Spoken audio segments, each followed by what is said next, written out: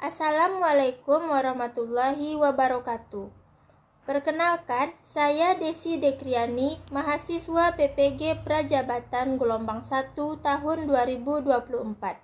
Pada kesempatan kali ini, saya akan menampilkan video pembelajaran micro-teaching dengan menggunakan pembelajaran berdiferensiasi. Menurut Tomlinson, pembelajaran berdiferensiasi merupakan usaha atau upaya untuk memenuhi kebutuhan belajar individu setiap peserta didik. Untuk lebih jelasnya, marilah kita simak video pembelajaran berikut ini. Assalamualaikum warahmatullahi wabarakatuh. Waalaikumsalam warahmatullahi wabarakatuh. Baiklah, hari ini kita akan mulai belajar matematika. Pertama-tama, ketua kelasnya siapa? Saya Bu. Tolong disiapkan dulu ya. Siap Kak. Sebelum belajar mari kita berdoa. Doa dimulai. Doa selesai. Ucapkan salam. Assalamualaikum warahmatullahi wabarakatuh. Waalaikumsalam warahmatullahi wabarakatuh. Baiklah, pada hari ini kita akan memulai pembelajaran kita yaitu tentang luas permukaan prisma. Sebelum kita belajar tentang luas permukaan prisma, pertama dibawa saya dulu. Dwi Ratnawati, Romega, Rara, Hadir Bu. Suci Mayanti. Sekarang kita akan belajar tentang luas permukaan prisma. Sebelum kita belajar luas permukaan prisma, pertama kita ingat lagi kembali materi yang sudah kita pelajari pada pertemuan sebelumnya. Sebelumnya kita sudah belajar tentang bangun ruang. Masih ingatkah kamu dengan materi kita sebelumnya yaitu tentang bangun ruang? Masih ingat?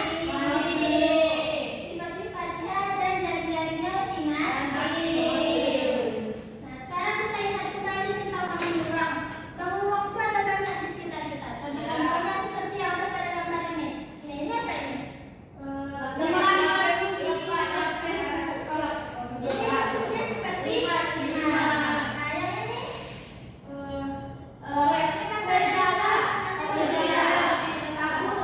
bentuknya seperti tabung. Nah, ini bentuk prisma segitiga. Nah, kali ini kita akan belajar tentang pengukuran bangun ruang. Pengukuran bangun ruang itu ada luas permukaan dan ada volume. Pertama kita akan belajar luas permukaannya terlebih dahulu. Luas permukaan bangun ruang yang akan kita pelajari hari ini adalah prisma saja. Apa tujuan pembelajaran kita pada hari ini? Tujuannya adalah seperti yang kita depan. Coba dibaca. Menemukan luas permukaan prisma. Menyelesaikan masalah terkait luas permukaan prisma. Itu adalah tujuan pembelajaran kita pada hari ini.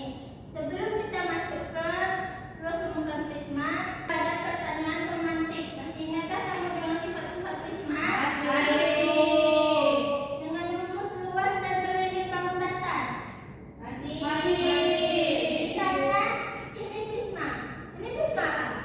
Ini prisma apa? Dan kenapa disebut prisma segitiga? Karena